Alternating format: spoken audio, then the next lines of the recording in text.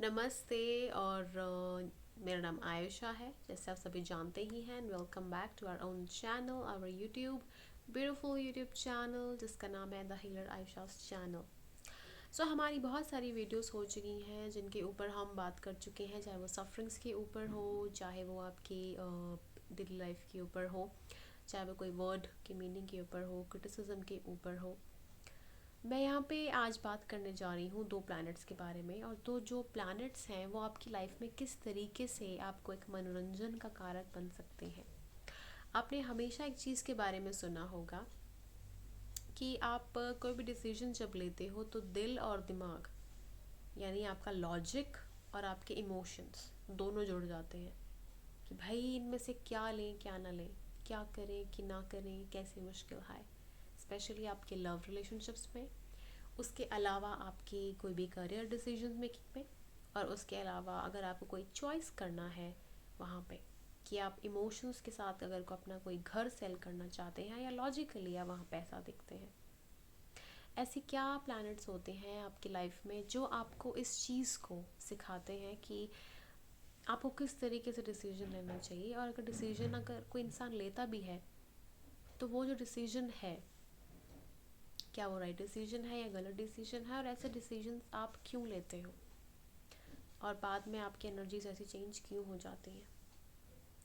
सबसे पहले तो मैं आपको बता देती हूँ कि हम आज बात करने वाले हैं मून एंड मरकुरी के बारे में। ऐसे दो प्लैनेट्स हैं जो हमारी कुंडली में सबसे ज़्यादा इम्पॉर्टेंट रोल प्ले करते हैं। हमारे टैरोट रीडिंग कार्ड्स में भी मून एंड मरकुरी बहुत इंपॉर्टेंट रोल प्ले करते हैं। जो मून कार्ड्स होते हैं टैरोट रीडिंग में सबसे ज़्यादा इंपॉर्टेंट कार्ड्स होते हैं, क्योंकि वो हमारे माइंड को सबसे ज़्यादा बताते हैं कि हमारा माइंड, हमारे इमोशंस, हमारी फीलिंग्स आज कहाँ जा रही है, हम आज क्या सोच रहे हैं, आज हमारा क्या मन है करने का। जिस तरीके से कुंडली में जो 7 प्लैनेट्स होते हैं और जो शैडो प्लैनेट्स होते हैं, उसी तरीके से टैरोट रीडिंग में भी वही काम आता है, वही चीज़ें होती हैं। और भी कई डेवल एनर्जीज वहाँ पे प्रेजेंट होती हैं जिन्हें हम राहु केतु का नाम दे सकते हैं, दैट इज़ फॉर श्योर। अब मैं आपको बता देती हूँ कि जब हम मून एंड मरकुरी की बात कर ही रहे हैं तो ये जो हमारे इमोशनल, जो हमारे फीलिंग्स के साथ जुड़ा हुआ जो प्लैनेट है वो है मून। जैसे चंद्रमा है, जैसे चंद्रमा की रोशनी है, जैसे हम चंद्रमा की रोशनी में अपना और अपने आप को पहचानने की कोशिश करते हैं। कुछ लोग योगा में त्राटक क्रिया करते हैं, ऐसे गेज करते रहते हैं एक दूसरे को, ऐसे मून एक दूसरे को बिना पलक झपकाए। मेरे लिए थोड़ा मुश्किल हो जाता है तो मैं थोड़ा पूजा कर लेती हूँ, प्रार्थना कर लेती हूँ। सबसे पहले मैं आपको बताना चाहती हूँ कि जब भी हम मून के बारे में बात करते हैं तो इमोशन सबसे पहले आते हैं। इमोशंस के बाद आते हैं कि उनको एक्सप्रेस कैसे किया जाए। देन आते हैं आपकी फीलिंग्स, कि फीलिंग्स आपकी लाइफ में कितना ज़्यादा रोल इम्पॉर्टेंट प्ले करते हैं। और फिर आता है डिसीजन मेकिंग एबिलिटीज़, जबकि मून जैसा प्लैनेट डिसीजन मेकिंग में थोड़ा सा डिफ़िकल्ट हो जाता है। अब यहाँ पे प्रॉब्लम एक और आ जाती है। ऐसा मैंने एक सीरीज़ आता है लेडीज़ वर्सेस जेंटलमैन आता है, उसमें एक क्वेश्चन आया था कि मेन और वुमेन में डिसीजन मेकिंग एबिलिटीज़ में ज़्यादा परफेक्ट कौन है। If I am not wrong यही क्वेश्चन था शायद।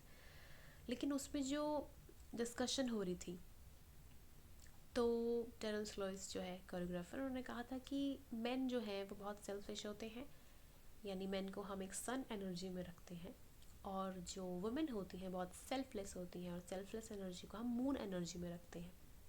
तो वही कुंडली में जब मून एनर्जी को हम सेल्फलेस एनर्जी में रखते हैं तो वो एनर्जीज ऐसी आती हैं कि वो डिसीजन मेकिंग एबिलिटीज़ थोड़ी सी कम कर देती हैं, बिकॉज़ वो बहुत सारी चीज़ें सोच के करती हैं, क्योंकि उनमें इमोशंस होते हैं, दूसरों का देखती हैं, परखती हैं।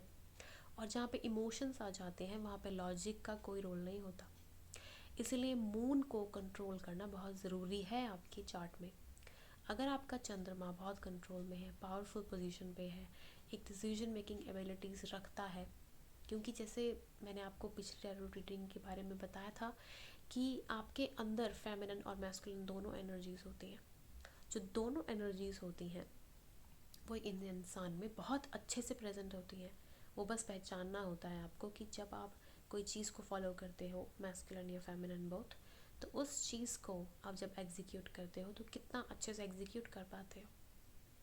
अगर आपका कोई मार्स है एक फीमेल चार्ट में, वो 1 नंबर में है या 10 नंबर में है या फिर असेंडेंट मार्स है और वो 10 पे गया है, तो इससे बेस्ट पोजीशन कोई नहीं है, लेकिन सफरिंग्स मिलेंगी, इतना याद रखना। क्योंकि अगर सैटर्न साथ में है तो काम बहुत करवाएगा, लेकिन आपको वो चीज़ भी देगा जो आपने कभी सोचे ना थी। एक लेट और डिले में आपको वो चीज़ प्रेजेंट करेगा, लेकिन जो डिले आपकी लाइफ में होगा वो सबसे बेस्ट होगा। हम जब भी बात करते हैं मून की, तो हमारे साथ मून इमोशंस के साथ जुड़े होते हैं। इमोशंस जब हम बात करते हैं, जैसे मैंने कुंडली में बताया, आपको डायरेक्ट रीडिंग में बताया, उसी तरीके से आपकी जब आप मून की बात करते हैं तो मून आपकी एक एहसास के साथ है, मून आपके लव कनेक्शन के साथ है, मून आपके कोई भी डिसीजंस हैं जहाँ पे आपको इमोशनली कोई चीज़ बहुत ज़्यादा अपने दिल के करीब है, उसके साथ है। सो मून वहाँ सबसे ज़्यादा इम्पॉर्टेंट है। नेक्स्ट हमारे पास एनर्जी आती है मरकुरी की। मरकुरी की एनर्जी इतनी इम्पॉर्टेंट क्यों मानी जाती है? क्योंकि जो मरकुरी है वो हमें सिखाता है लाइफ में लॉजिक क्रिएट करना, कम्युनिकेशन क्रिएट करना। ओके, एंड कम्युनिकेशन जब भी आप क्रिएट करोगे लाइफ में, तो कम्युनिकेशन किस तरीके से आप क्रिएट करोगे, that is very very important. हमारी कुंडली में पंच महापुरुष योग एक बनता है। वो कब बनता है? जब आपकी कुंडली में 5 प्लैनेट साथ में होते हैं, और अगर उस 5 प्लैनेट में अगर एक मरकुरी साथ में हो, तो वो पांचों के पांचों प्लैनेट्स बहुत कंट्रोल में आ जाते हैं, एक ऐसी कंट्रोलिंग पोजीशन में होते हैं जहाँ पे वो इंसान डिसीजंस लेने में, यानी मरकुरी आपके लॉजिक में है, यानी अगर सपोज करो कि सन, सैटर्न या उसके अलावा मरकुरी या सन या कोई ऐसे प्लैनेट जो कि इनकी बनती नहीं है आसपास कहीं पे भी, तो वहाँ पे तालमेल बिठाने के लिए मरकुरी प्लैनेट सबसे बेस्ट प्लैनेट माना जाता है। चंद्रमा को बिठाना वहाँ पे थोड़ा डिफ़िकल्ट है क्योंकि वो एक इमोशनल प्लैनेट है, लेकिन चंद्रमा भी अपना रोल प्ले कर देता है अगर वो बहुत एक स्ट्रॉन्ग पोजीशन में है। सेम गोज़ फॉर मरकुरी, लेकिन मरकुरी बहुत ही ज़्यादा बैलेंस्ड प्लैनेट है।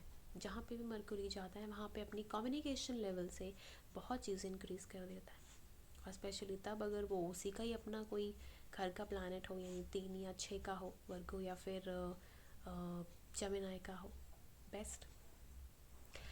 मैं यहाँ पे मरकुरी के बारे में ये कहना चाहती हूँ कि मरकुरी कभी किसी का दुश्मन नहीं है।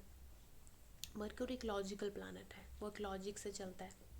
एक लॉजिकल प्लैनेट हमेशा एक लॉजिक तरीके से ही बात करता है, वो हमेशा बैलेंस में ही रहता है, हमेशा। हम जब भी किसी यूनिक की बात करते हैं कि हमें किसी यूनिक को फाइंड आउट करना है, तो वहाँ पे मरकुरी की बात हो सकती है। हमें कहीं डायरेक्ट रीडिंग में या फिर कुंडली में या उसके अलावा कहीं और पे भी हमने बात करनी है किसी प्लैनेट के बारे में जहाँ पे आपको थोड़ा सा एक ढील नज़र आती है या फिर एक न्यू प्रिंस एनर्जी नज़र आती है, एक फ्रेश एनर्जी, तो वहाँ मरकुरी की बात होती है। मरकुरी हमारे ब्रेन को भी रिप्रेजेंट करता है, जिस तरीके से मून रिप्रेजेंट करता है हमारे इमोशंस को, फीलिंग्स को, जो कि हमारे ब्रेन को कंट्रोल करती हैं। तो मरकुरी भी हमारे ब्रेन को कंट्रोल करता है logically, practically, scientifically, theoretically also. Mercury is also very very important in our chart, in our lives. Mercury can never be an enemy, but yes, अगर मून की बात करें तो मून हो सकता है, बिकॉज मून एक इमोशनल प्लैनेट है, और इमोशनल प्लैनेट हमेशा कहीं ना कहीं थोड़ा सा डगमगा जाता है। जैसे चांद हमेशा 2.5 दिन के बाद कोई ना कोई रोटेशन लेता है, 2.5 घंटे के बाद उसका कोई मूड स्विंग्स आ जाते हैं। तो उसी तरीके से जब आप मून एंड मरकुरी दोनों प्लैनेट्स की जब बात करते हैं, तो ये दोनों प्लैनेट्स किस तरीके से आपकी लाइफ में एक रिफ्लेक्शन का काम करते हैं, एक इंसान को पहचान दिलाने में, वो सबसे ज़्यादा इम्पॉर्टेंट है। आई होप अभी तक आपको इन दोनों के बारे में डिफरेंस समझ आ गया होगा। अब हम बात करते हैं कि एक डिसीजन मेकिंग एबिलिटीज़ हम कैसे ला सकते हैं। हम जब भी मून एंड मरकुरी की बात करते हैं, तो मून एंड मरकुरी जब भी कंजंक्शन में होते हैं, तो वहाँ पे थोड़ा सा वॉर जोन क्रिएट हो जाता है कि लॉजिक हो या दिमाग का, यानी इमोशनल वे में हो। अगर उस जगह पे सन आ जाता है, तो उस डायरेक्शन में सबसे पहले तो डिग्री चेक की जाती है, यानी कि सबसे लोएस्ट डिग्री का कौन सा है, और हाईएस्ट कौन सा, और बीच में कौन सा प्लैनेट है दोनों के। अगर वहाँ पे सन बीच में है तो वहाँ पे ज़्यादा जो जीत होने वाली है मरकुरी की ही होगी, because sun is an ego वाला प्लैनेट। ओके, अब हम बात करेंगे मंगल की। तो मंगल थोड़ा सा डिसबैलेंस हो सकता है यहाँ पे, लेकिन मरकुरी की और मंगल की इतनी ज़्यादा अच्छी वे में नहीं है, लेकिन इतना मैं बुरा भी नहीं कहूँगी, बिकॉज तीसरे घर में मंगल हमेशा उच्च का माना जाता है, and that is something very much natural when we see that. तो जब भी हम बात करते हैं इन दोनों की, तो वहाँ पे फिर से मरकुरी की जीत हो जाती है, यानी मरकुरी यहाँ पे भी जीतता है, विन करता है, because logically that person is right. Emotionally वो कब जीतता है, जब उसके साथ शुक्र का कंजंक्शन हो। यस, शुक्र। शुक्र के अलावा अगर हम देखें तो राहु, बिकॉज राहु इमोशंस को बहुत जल्दी मोल्ड कर लेता है, और जो मरकुरी है वो बहुत स्ट्रॉन्ग है। राहु की तो हम बात तब करेंगे जब एक्चुअल में, जब हमको कोई एक नेगेटिविटी के बारे में बात करनी हो, क्योंकि राहु किसी प्लैनेट को मोल्ड करने में बहुत सक्षम होता है और बहुत इंटेलिजेंट प्लैनेट है, एक्सेप्ट मरकुरी, सॉरी जुपिटर। पर मरकुरी भी एक बहुत ही स्ट्रॉन्ग प्लैनेट है जहाँ पे वो अपने हिसाब से काम लेता है।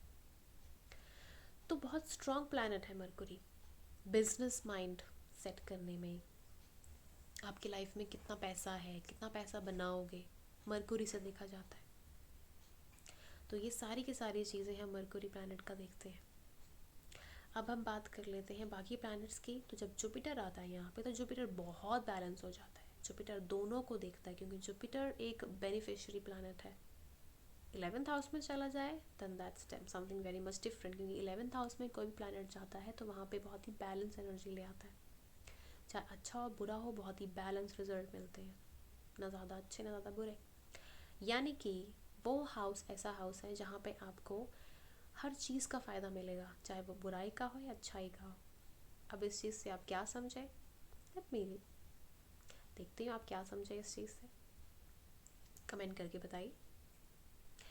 सो जब भी हम बात करते हैं इन दोनों प्लैनेट्स के बारे में, तो ये दोनों प्लैनेट्स अपने आप में ही बहुत ज़्यादा प्रभावी हैं, बहुत ही ज़्यादा इंटेलिजेंट है और केपेबल प्लैनेट्स हैं। तो इन दोनों प्लैनेट्स के लिए मैं ये चीज़ कहूँगी कि जब भी आपको कोई डिसीजन मेकिंग एबिलिटीज़ लानी हो, तो आपको प्राणायाम करना चाहिए, और आपको थोड़े योगासनास की प्रैक्टिस ज़रूर करनी चाहिए। 7 चक्रा हीलिंग जो बेसिक होता है उसके लिए भी आपको उसमें तालमेल बिठाना बहुत ज़रूरी है। बिकॉज अगर आपके सारे 7 चक्रास यानी सारे 7 प्लैनेट्स अगर बराबर हैं, सही है, तो आप बिल्कुल एक प्रोपोर्शन में डिसीजन मेकिंग एबिलिटीज़ आपकी बिल्कुल बराबर हो जाएंगी। आप डिसीजन कैसे लेना है, किस तरीके से आगे बढ़ना है, आपको प्रॉब्लम कभी नहीं आएगी। आपका मरकुरी, आपके इमोशंस, आपका माइंड, सब कुछ बराबर हो जाएगा, everything will be fine.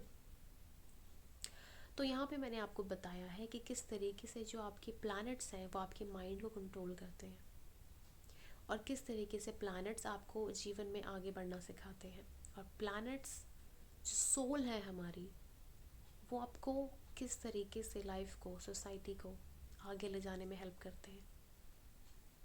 So astrology is something very much blissful for those जिनको प्रॉब्लम है और वो यहाँ से सॉल्यूशन ढूंढ सकते हैं।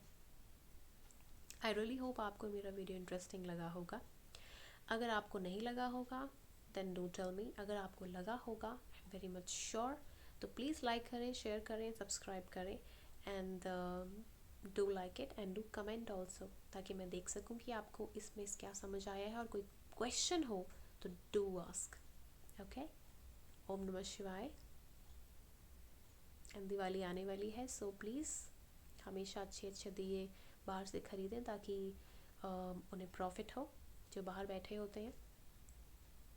एंड फ्रूट्स का ज़्यादा सेवन करें, अनार खाएं इन दिनों, बहुत अच्छा रहेगा। संतरे और सेब, इन सब का आप सेवन करना शुरू कर दें। सर्दियाँ आ रही हैं तो संतरे तो डेफिनेटली आपको मार्केट में दिख जाएंगे। सो आई होप आपको वीडियो अच्छा लगा होगा, एंड प्लीज़ इस वीडियो को लाइक ज़रूर करिए। Thank you so much, and again bye bye and see you.